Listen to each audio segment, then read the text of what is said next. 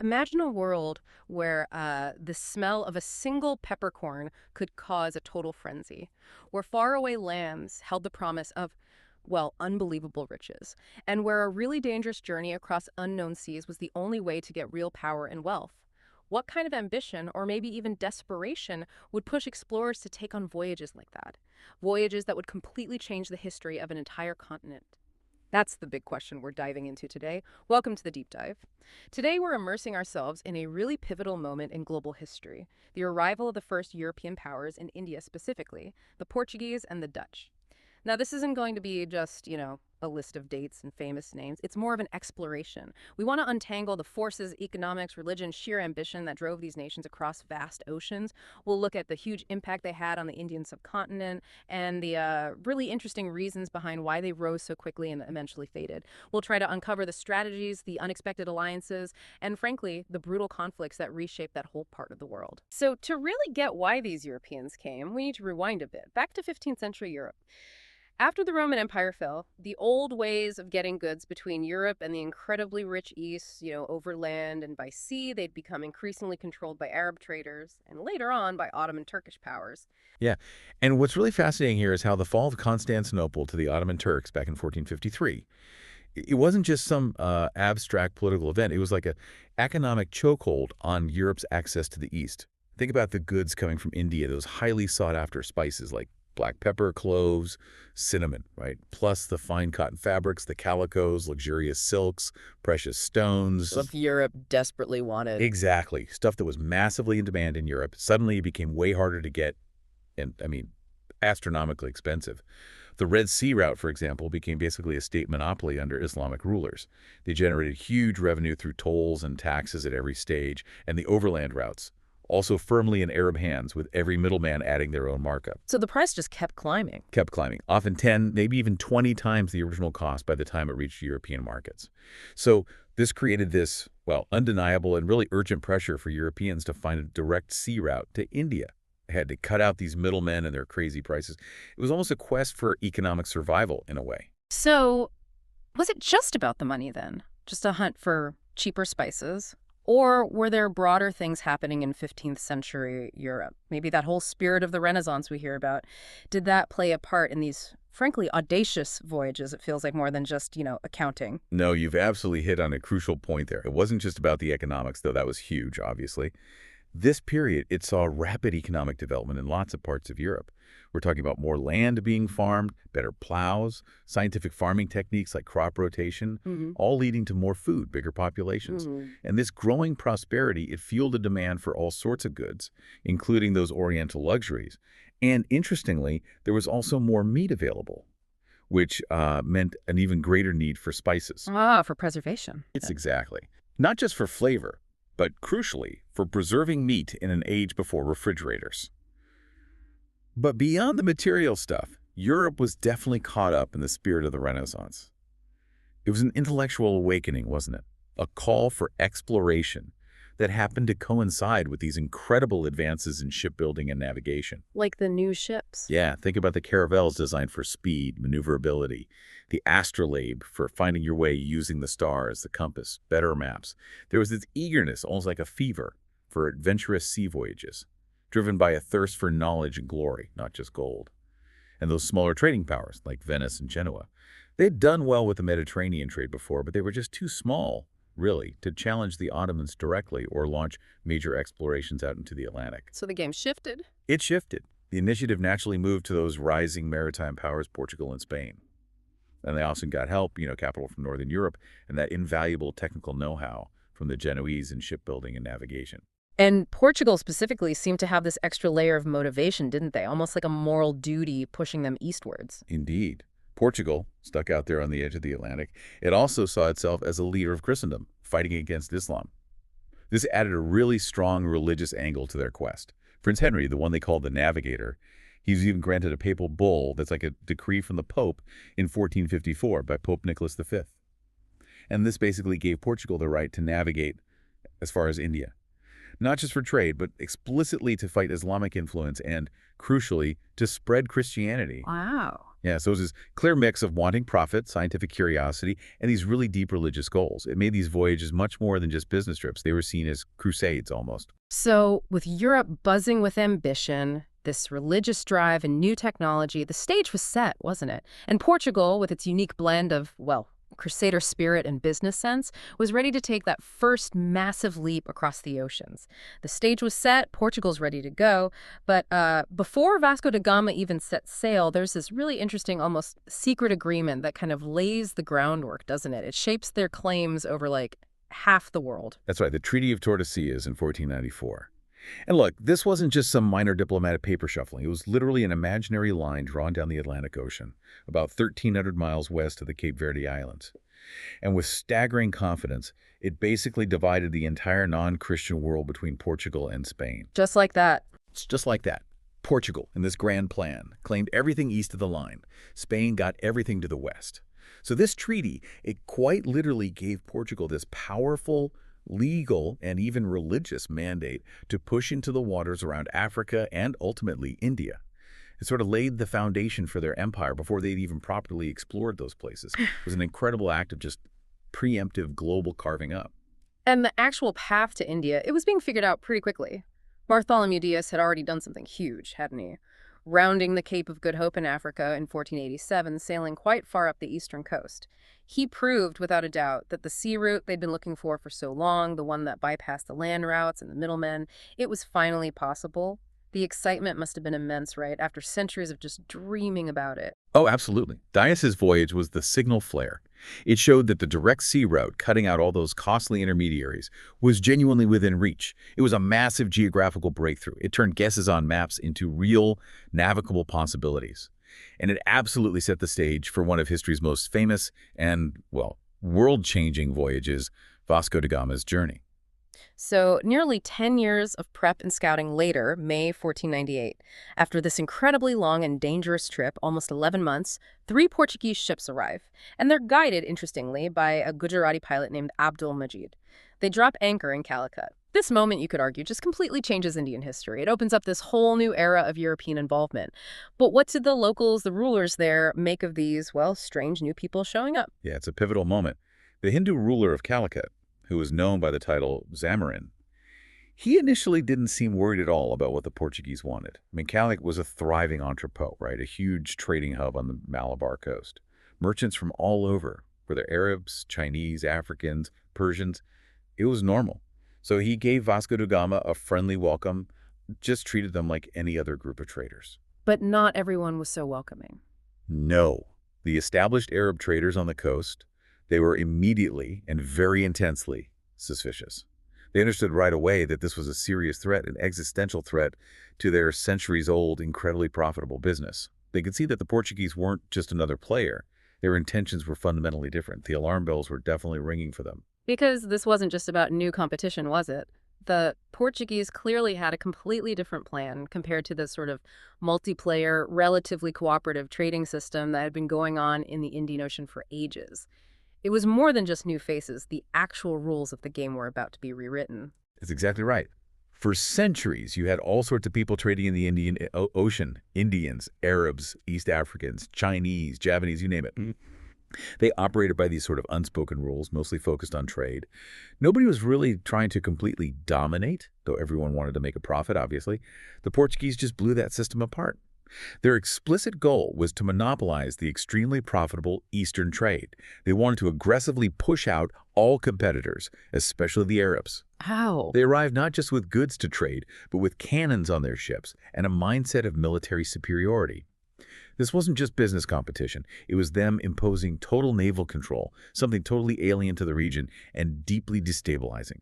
Their aim was to control the sea lanes, dictate who could trade, when, how, using brute force if they had to. And Da Gama's first trip back to Portugal, after just 3 months in India, it was a huge success, wasn't it? He brought back spices mainly, and they sold for enormous profits, like 10 times what they would have cost through the usual middlemen. This wasn't just a good trip, it was proof. Proof of the massive wealth to be made through direct trade. That sheer profitability, exactly as you say, it immediately got other European merchants very interested in direct trade too. But the Portuguese quickly showed that they weren't just interested in peaceful business. Look at Pedro Alvarez Cabral's voyage in 1500, just 2 years after da Gama. He initially set up a factory, basically a trading post in Calicut. Seemed harmless enough, but then a conflict broke out with some locals, some Portuguese were killed, and the retaliation was swift and incredibly brutal. Cabral seized a bunch of Arab merchant ships just sitting in the harbor, killed hundreds of their crew, took their cargo, burned the ships, and then even bombarded Calicut itself with his ship's cannons. Wow, okay. So not subtle. Not subtle at all. It was a clear and terrifying display of force. A message. We're here, and we'll use violence to get what we want. And right after that, he strategically made deals, advantageous treaties, with local rulers of Cotin and Cananor, two other key ports on the Malabar coast.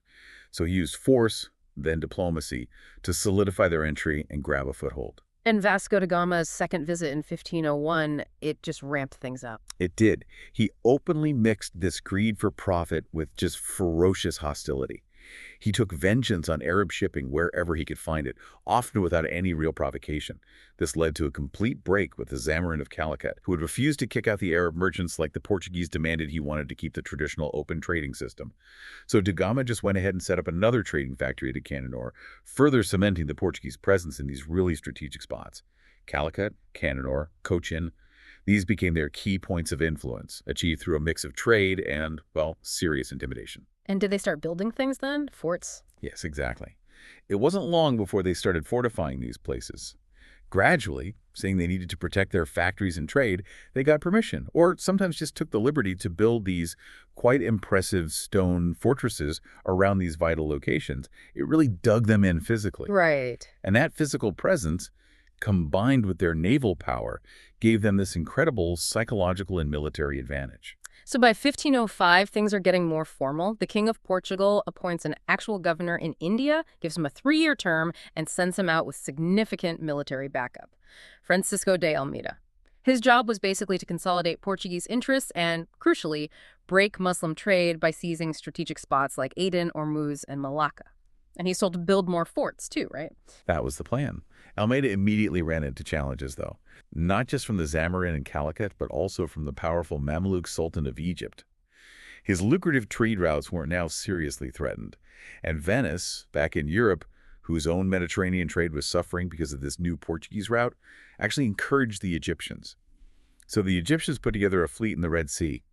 In 1507, Almeida's squadron actually lost a naval battle off Diu, which is a really key port in Gujarat, and tragically, his own son was killed in that fight. Oh, wow. Yeah, but he got his revenge a year later.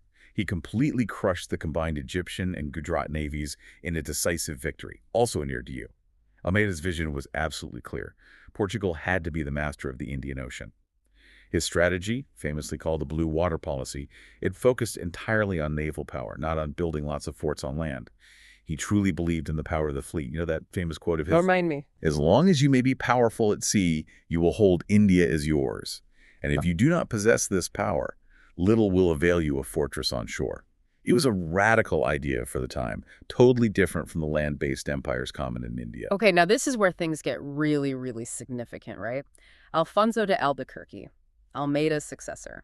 He's often called the real founder of Portuguese power in the East. Why him?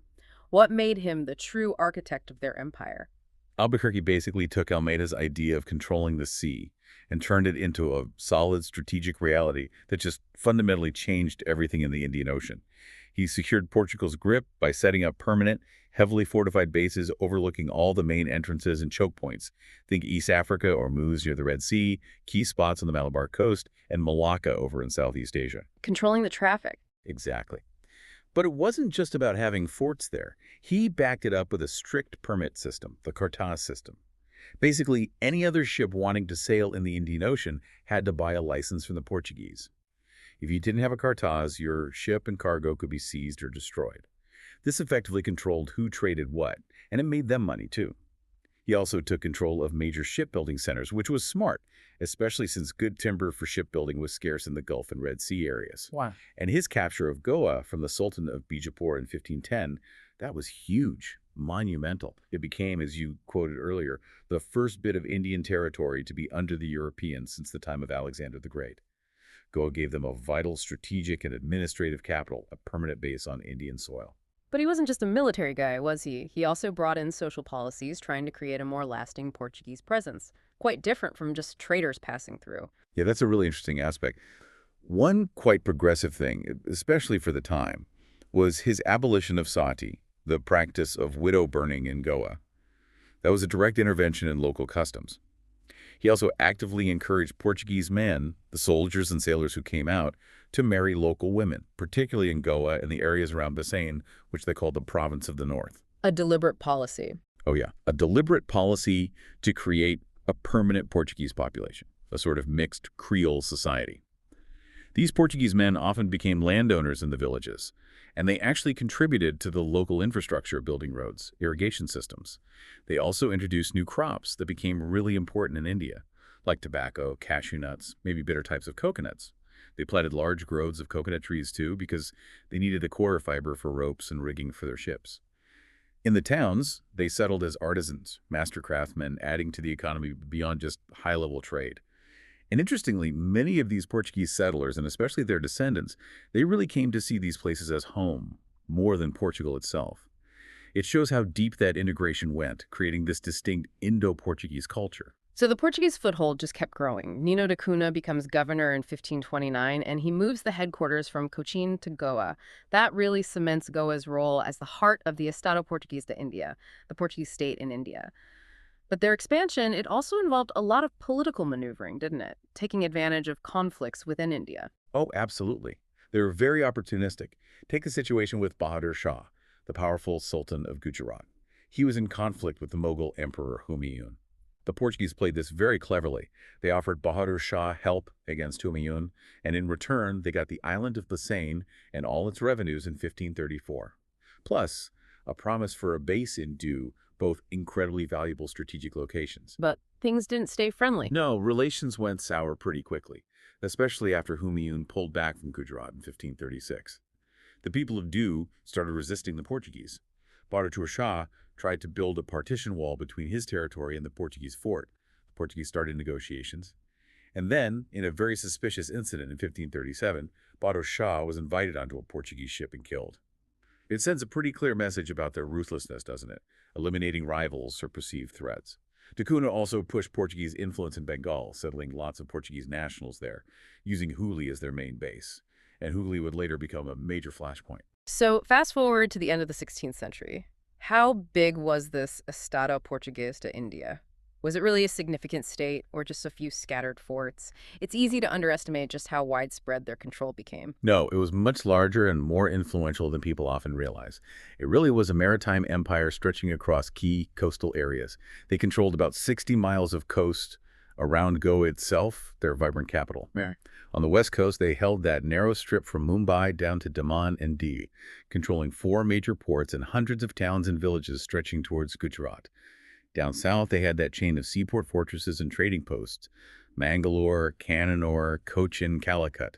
Now, their power in Malabar wasn't absolute, but it was enough to exert significant influence, sometimes outright control, over the local rulers who actually held the spice-growing lands inland. And on the East Coast?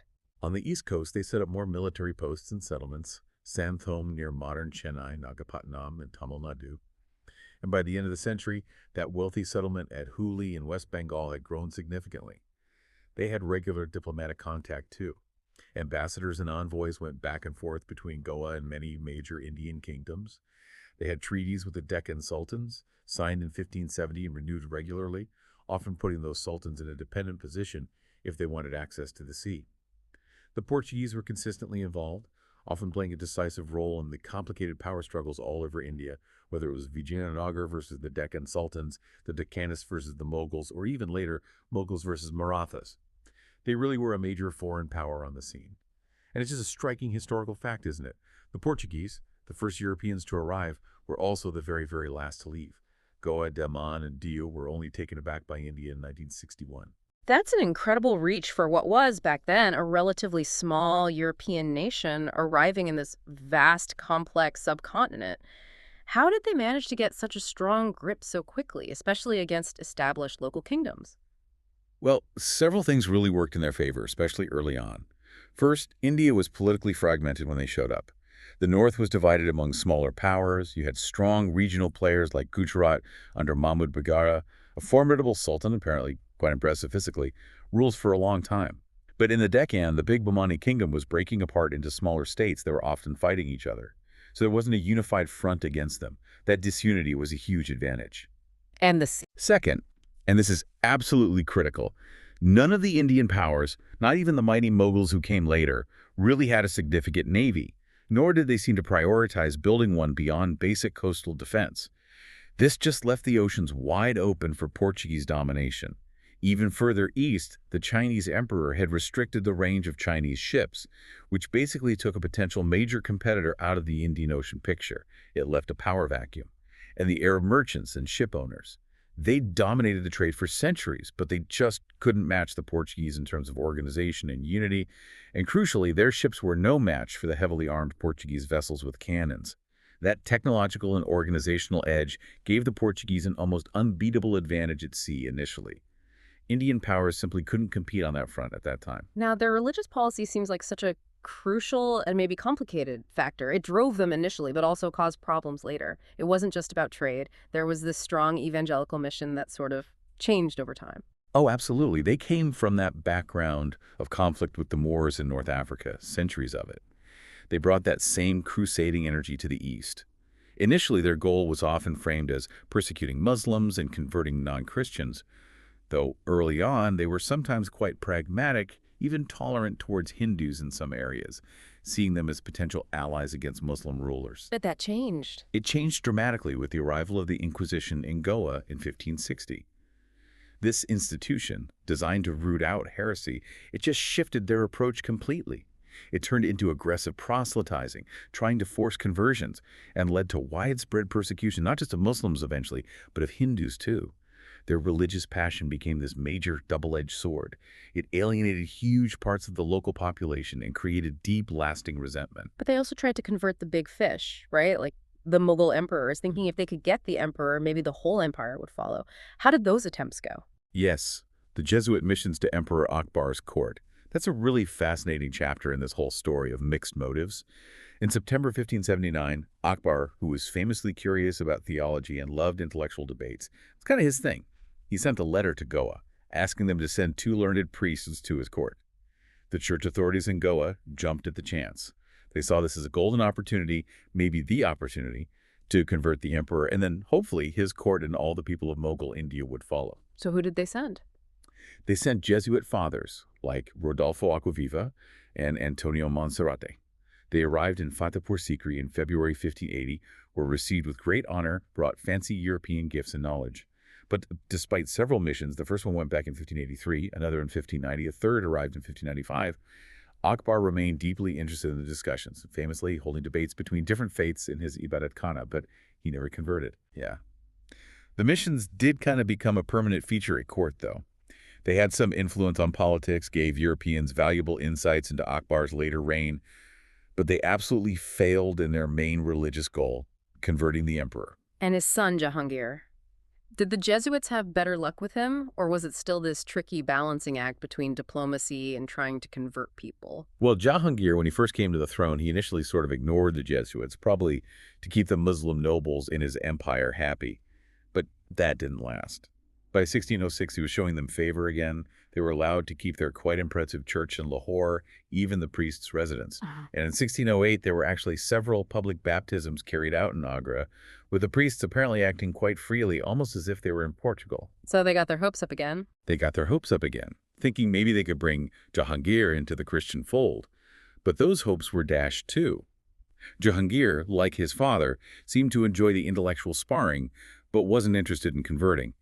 Plus, you started seeing arrogant actions by some of the Portuguese viceroys in India, which really created friction with the Mughal emperor. This unwavering, sometimes really aggressive religious policy, it was a major long-term problem for their diplomatic relations and their influence. It definitely undermined their political standing over time. Okay, so this feels like a real turning point. New European players start showing up, especially the English, and the Portuguese start losing that special favor they had with the powerful Mughal court. The whole balance of European power in India is about to shift, isn't it? It absolutely is. This period really shows how fragile the Portuguese position actually was. It relied heavily on the Mughals basically tolerating them and on having unchallenged power at sea. Both of those things started to crumble. In 1608, Captain William Hawkins arrives in Surat. He's got his ship, the Hector, and he's representing King James I of England, looking for permission to trade. Now, the Portuguese, using their established influence, specifically through Father Pinheiro at court, they tried everything to stop Hawkins from even getting an audience with Emperor Jahangir. But they failed. Jahangir was apparently quite impressed because Hawkins could speak Turkey, the emperor's ancestral language, which meant they could talk directly without needing an interpreter. That personal connection mattered. Ah, interesting detail. Yeah. So Jahangir gave Hawkins a very warm welcome in 1609. He even appointed him a Mansabdar of 400. That's a pretty high rank in the Mughal system, usually tied to military command or land revenue, although it seems Hawkins never actually got the salary that went with it. But the gesture itself, granting trading rights to the English, it immediately and deeply offended the Portuguese. They saw their exclusive patch being invaded. So, English naval power must have played a part here, too. It wasn't just charm and language skills, presumably. It was a direct challenge to Portuguese sea control that the Mughals could clearly see. Oh, absolutely crucial. While there was a sort of truce initially between the Portuguese and the Mughals, the Portuguese quickly went back to trying to block English ships. But then, in November 1612, something decisive happened. Captain Best, commanding the English ship Dragon and a smaller one, the Osiander, successfully fought and beat a Portuguese fleet right off the coast of Surat. A direct naval victory. A direct, clear naval victory. And this massively impressed Jahangir.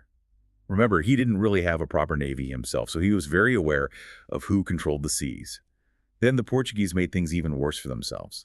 In 1613, they basically turned to piracy, capturing Mughal ships, imprisoning many Muslims who were on pilgrimage to Mecca, and looting their valuable cargo. Not smart. Extremely not smart. Jahangir was furious. He ordered Mukarrab Khan, who was in charge of Surat then, to get compensation and took punitive actions against the Portuguese. But really, it was under Shah Jahan, Jahangir's successor, that any advantages the Portuguese still had at the Mughal court just vanished completely. Any lingering hopes of converting the royal family or Mughal India itself, hopes that had sort of flickered since Akbar's time, they were gone for good. And the final nail in the coffin, that really dramatic showdown, seems to be the capture of Hooghly under Shah Jahan. That effectively ended Portuguese privileges and was a pretty brutal display of Mughal power, right? Indeed. The capture of Hooghly in 1632 was a massive symbolic blow. The Portuguese had settled near Satgan in Bengal way back around 1579, based on an imperial decree, a farman. Over the years, they'd really built up their position, constructing large buildings, and trade actually shifted away from the older port of Satgan to their new port, Hooghly. They'd monopolized the local salt production, built their own customs house, and were strictly collecting taxes on tobacco, which had become a big trade item by the early 17th century. But they pushed things too far. Way too far. Oh. Beyond just trade, they got involved in this really cruel slave trade. They were buying or just seizing Hindu and Muslim children and forcibly converting them to Christianity. This was deeply offensive locally, and the absolute final straw was when they seized two slave girls who belonged to Mumtaz Mahal, Shah Jahan's favorite wife. That provoked his intense imperial rage and, personal fury. Understandably. Absolutely. Yeah. So on June 24th, 1632, the Mughal siege of Hooghly began. Shah Jahan ordered it, and his governor of Bengal, Qasim Khan, led the attack. It went on for 3 months and ended in a total crushing defeat for the Portuguese. Many prisoners were taken all the way to Agra. There, they were given a grim choice: convert to Islam or become slaves. Although the active persecution of Christians did eventually ease up, this event marked the absolute end of Portuguese influence and any special status at the Mughal court. It was a clear message: don't mess with Mughal authority. So, okay, beyond the Mughals getting angry and these new European competitors showing up, what else contributed to the decline of this Portuguese power, which had been so dominant? By the 18th century, they're really fading. It seems like a whole bunch of things came together. It really was a convergence of factors, a perfect storm almost. Those local advantages the Portuguese had initially, they got seriously eroded as powerful local Indian dynasties rose up, like the Marathas, who were becoming a major force. They actually captured Salsette and Bassein from the Portuguese in 1739. That showed that even their fortified coastal bases weren't safe anymore from determined Indian powers. And their aggressive religious policies, especially the Inquisition, the forced conversions, destroying temples, that created widespread resentment among both Muslims and Hindus. It fueled political fear and hostility, making it really hard for them to build or maintain alliances. Plus their reputation. Exactly. Their reputation as sea pirates, combined with dishonest trading practices, earned them the deep dislike of smaller Indian rulers and the imperial Mughals alike. Their arrogance and often violent way of dealing with people didn't exactly win them friends. It just created a network of enemies waiting for a chance to push back. And things happening back in Europe played a part too. Their fate wasn't just decided in India, was it? Global politics were kind of working against them as well. Yes, absolutely. The discovery of Brazil back in 1500, for instance, Right. that diverted a lot of Portugal's energy and resources westward, away from India. Brazil offered huge potential for sugar, later gold, so it became a bigger focus. And maybe even more damaging was when the crowns of Spain and Portugal were united between 1580 and 1640. This dragged the smaller kingdom of Portugal into Spain's big, long wars with major European rivals like England and Holland, Stretching them thin? stretching them incredibly thin. Portugal's limited resources got sucked into Spain's conflicts. Their trade monopoly in India was badly affected because their ships and assets became targets in these larger European wars. Their fleets were often diverted for Spanish needs. And crucially, that early advantage they had knowing the direct sea route to India that couldn't stay a secret forever, could it? Soon enough, the Dutch and the English figured it out. They acquired and refined the skills of ocean navigation. So as these new, highly ambitious trading groups from Europe arrived in India, this fierce rivalry erupted between them. And in that intense struggle, the Portuguese, with their dwindling resources, their overstretched military, and often outdated methods, they just had to give way. They were pushed aside by these more powerful, more dynamic competitors. The Dutch and English just had more going for them. Pretty much. They had greater resources back home, more efficient organizations like the East India Companies, and arguably stronger reasons driving them to expand overseas. They systematically overcame Portuguese resistance. One by one, Portuguese possessions started falling to their rivals. Alfonso de Souza, who was a Portuguese governor in India in the 1540s, he summed it up pretty well, didn't he? That quote about entering with the sword and crucifix. Right, finding gold, dropping the crucifix to fill their pockets, then dropping the sword because the pockets were too heavy. Exactly. Being found in this posture by those who came after, they were easily overcome. It's a bit poetic, but it captures that sense of lost purpose and vulnerability. Even Goa, although it stayed Portuguese until 1961, it lost a lot of its importance as a major port after the Vijayanagara Empire fell nearby. And Brazil definitely took over as the economic center of Portugal's overseas empire. The Marathas even invaded Goa itself in 1683 after a couple of naval attacks, really showing how much Portuguese power had faded. Their dominance was clearly over. But even though they declined, their arrival, it marked this profound, irreversible change in Indian history, didn't it? They really kicked open the door to Europe in a way that just hadn't happened before. They brought in fundamentally new ideas about power. Undeniably, I think most historians agree on that. The arrival of the Portuguese didn't just start the European era in India, as some call it. Critically, it marked the emergence of naval power as this dominant force that could reshape geopolitics from the sea. Sure, Indian powers like the Cholas had been major naval forces centuries earlier, but this was different. This was the first time a foreign power arrived in India from the sea with ships carrying heavy cannons and with the clear intention of projecting power from the ocean inland. That set a completely new precedent, trade backed up by serious military might. And the Portuguese explicitly said, look, we're not going to follow any rules but our own. That was a clear statement. We're here to gain a decisive advantage over Indian powers and the old ways of trading. It was a unilateral power grab, really revolutionary for the region. So, beyond just turning up, they introduced significant military and naval innovations, things that actually changed warfare and trade in the region, and things that others, including Indians and other Europeans, would later adopt. Yes, their military contributions were pretty substantial and had lasting effects. Back in the 16th century, in Malabar, the Portuguese showed real military innovation. They used body armor, highly accurate matchlock muskets wielded by trained infantry, and they landed cannons directly from their ships, which allowed for really effective coordination between land and sea forces. Some argue they might have influenced the Mughals' use of field guns, maybe the lighter artillery of the stirrup. But perhaps an even more important military contribution they made on land was the system of drilling infantry in coordinated groups, based on the very effective Spanish model. Like organized formation. Exactly. Organized formations, disciplined firing volleys. This was introduced around the 1630s, partly as a response to Dutch pressure, and it was revolutionary for armies in India at the time. This practice was picked up first by the French and the English, and then later by the Marathas and the Sikhs. It led to the creation of the sepoy armies, Indian soldiers trained and fighting in European styles, which became these powerful new tools of empire, fundamentally changing how wars were fought in India. And at sea, their ships were different too. Their ships were different. Multi-decked, heavily built, designed to handle rough Atlantic storms, not just sail with predictable monsoons. This meant they could carry much heavier cannons. They also used those high castled structures at the front and back, the prow and stern, which were good for defending against boarding parties or launching their own. Indian shipbuilders actually adapted some of these designs. But maybe even more significant was the Portuguese skill and organization.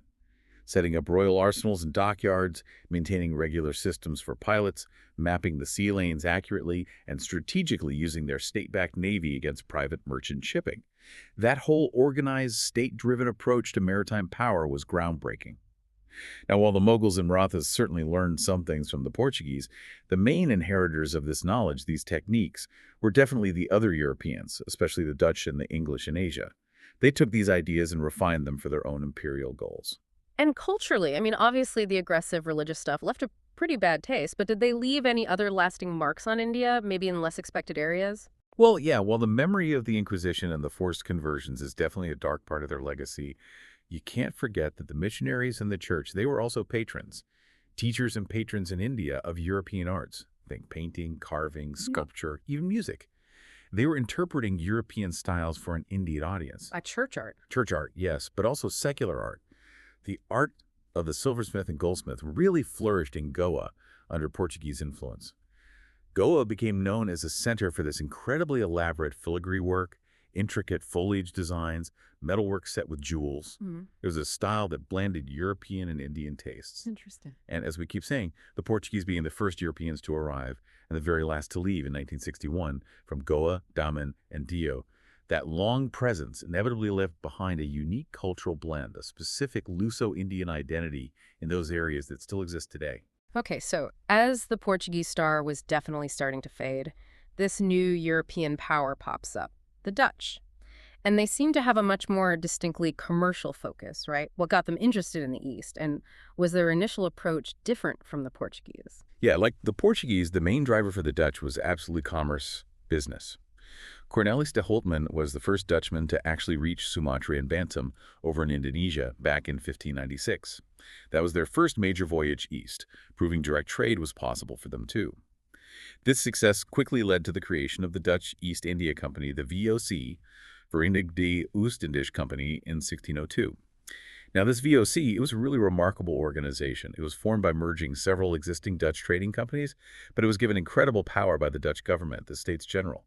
The VOC wasn't just allowed to trade. It was explicitly empowered to wage war, sign treaties, take possession of territory, and build fortresses. Wow. So like a state within a state. Exactly. It was effectively a sovereign power operating under a commercial charter. This gave them immense power and capability, much more like a national government operating overseas than just a private trading company. A very different model. So where did the Dutch set up shop in India? What were their key areas of interest for this massive trading operation? After they arrived, the Dutch set up their first factory again, basically a trading post in Mosulipatnam on the Coromandel coast in what's now Andhra Pradesh in 1605. That was a smart spot, great for the textile trade. They then went on to establish a whole network of trading centers across different parts of India, quickly becoming a major headache for the Portuguese. They captured Nagapattam, near Madras, from the Portuguese in 1658, and made that their main base in South India, a really vital port for regional trade. They had factories all along the Coromandel coast, up in Gujarat, Uttar Pradesh, Bengal, Bihar. Key places included Pulicat, where they set up in 1609, Surat by 1616, right in the thick of Mughal trade, Bimlapatam, Karaikal, Chinsura in Bengal, Baranagar, Kasimbazar near Murshidabad, Balasore, Patna. Pretty widespread. Very widespread. It shows just how extensive their trading ambitions were across the whole subcontinent. They were aiming to plug into, and eventually kind of dominate, various regional economies, not just stick to one area. And what were they mainly trading in from India? Was it still all about spices like the Portuguese initially, or did they have a wider range of goods? Does that signal a different kind of economic interaction? Well, spices were still hugely important for their overall eastern trade, especially from the Spice Islands, Indonesia. But in India, they got heavily involved in what was called redistributive or carrying trade. Basically, they were transporting all sorts of goods from India to other parts of Asia, particularly the Far East. as well as back to Europe. Their main goods sourced from India included high-quality indigo dye, which they got from the Yamuna Valley and central India. Fine textiles and raw silk were huge, from Bengal, Gujarat, the Coromandel coast. Saltpeter, which was essential for making gunpowder, they got from BR. And also opium and rice from the incredibly fertile Ganga Valley. So a really diverse range of stuff. A very diverse portfolio. It shows they had this sophisticated and really widespread commercial network. It demonstrates they were deeply embedded in India's internal economy, not just skimming off the coastal trade. But the rise of the Dutch, it inevitably brought them into conflict with another rising power, the English. This wasn't just friendly competition, was it? It turned into actual warfare, really heating up the fight for dominance in the East. What was the peak of that rivalry? Oh yeah, indeed. The English were also rapidly becoming major players in the Eastern trade, and they posed a serious challenge to Dutch commercial interests. That business rivalry quickly escalated into open, often brutal warfare right across Asia. The absolute climax, the peak of the hostility between the Dutch and the English in the East, probably happened at Amboina. That's a place in modern-day Indonesia which the Dutch had actually taken from the Portuguese back in 1605. There, in 1623, the Dutch brutally massacred 10 Englishmen and 9 Japanese traders. This event became notorious, the Amboina Massacre, and it just massively intensified the bitterness and rivalry between the two European companies, created lasting bad blood. But they eventually made some kind of deal. They did. After years of conflict, both sides eventually reached a strategic compromise in 1667. Basically, under this deal, the British conceded. They agreed to withdraw all their claims on Indonesia, essentially recognizing Dutch dominance there. In return, the Dutch largely pulled back from India. They decided to concentrate their efforts on what they saw as their more profitable trade in Indonesia, especially monopolizing black pepper and other incredibly valuable spices, which just offered better profit margins. Now, they didn't completely leave India. They kept trading in important Indian goods like silk, cotton, indigo, rice, opium. But their main focus, and therefore their military and political resources, definitely shifted southeast towards Indonesia. So it was a strategic choice then. Their focus shifted away from India even though they had a significant presence, and that left the door open wider for others, like the English, to step into that gap. It wasn't so much that they were totally defeated in India, but they chose to focus elsewhere. Exactly. I think that's a fair assessment. The Dutch weren't really aiming for empire building in India in the same way the English later were, or even the Portuguese had initially attempted. Their main goals were trade and profit, and their primary commercial interest, where the biggest money was, lay in those spice islands of Indonesia. They consistently made huge profits there. They did suffer further setbacks in India, too. The Third Anglo-Dutch War, from 1672 to 74, that really messed up communications between their trading posts like Surat and the new English base at Bombay. It weakened their Indian network. That war also saw English ships being captured by the Dutch in the Bay of Bengal, and vice versa. It just shows how these European conflicts were now playing out globally, directly impacting India. And then finally, the Battle of Hooghly in November 1759. That was a decisive defeat for the Dutch, delivered by the English during the 7 Years' War. It really dealt a crushing blow to any remaining major ambitions they might have had in India. So essentially, they chose to consolidate their empire where the returns were greatest in Indonesia. And in doing so, they left India increasingly open for the next rising European power to really establish dominance. And as we know, that power turned out to be the British. So we've covered quite a journey today, haven't we? Through the dramatic arrival of these first Europeans in India. It's an incredible story, ambition, conflict, technological shifts, changing alliances. We've seen how that desperate search for direct access to valuable spices mixed with the spirit of exploration, new technology, and quite a bit of religious passion pushed the Portuguese across the globe. They built this formidable, often pretty brutal maritime empire. They completely changed trade routes, brought in new military tech, and left this undeniable, though complicated, mark on the subcontinent. Yeah, and we've tracked their eventual decline, too. It was that combination, wasn't it? Internal issues like their really aggressive religious policies, getting overstretched by wars back in Europe, plus external pressure from strong Indian states rising up, and of course those new European competitors. Then the Dutch arrived, driven much more purely by business, by commercial enterprise, operating through that unique state-backed company, the VOC. They built up a significant trading network, though maybe more temporary in focus than the Portuguese. And ultimately, they made that strategic choice to focus their massive resources on the even more profitable spice islands in Indonesia. And doing that, They inadvertently help pave the way for the next European power to really take hold in India, simply by leaving that strategic gap. And these aren't just, footnotes in history books. They really represent this fundamental shift in global power, a complete transformation of trade routes that had been around for centuries.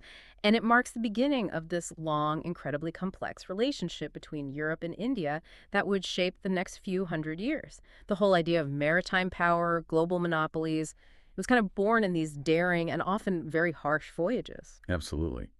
The story of the Portuguese and Dutch in India, it isn't just about who won or lost. Hmm. It's such a powerful example of how these huge global forces, economic desire, technological advantage, deep cultural and religious clashes, how they all come together to shape history.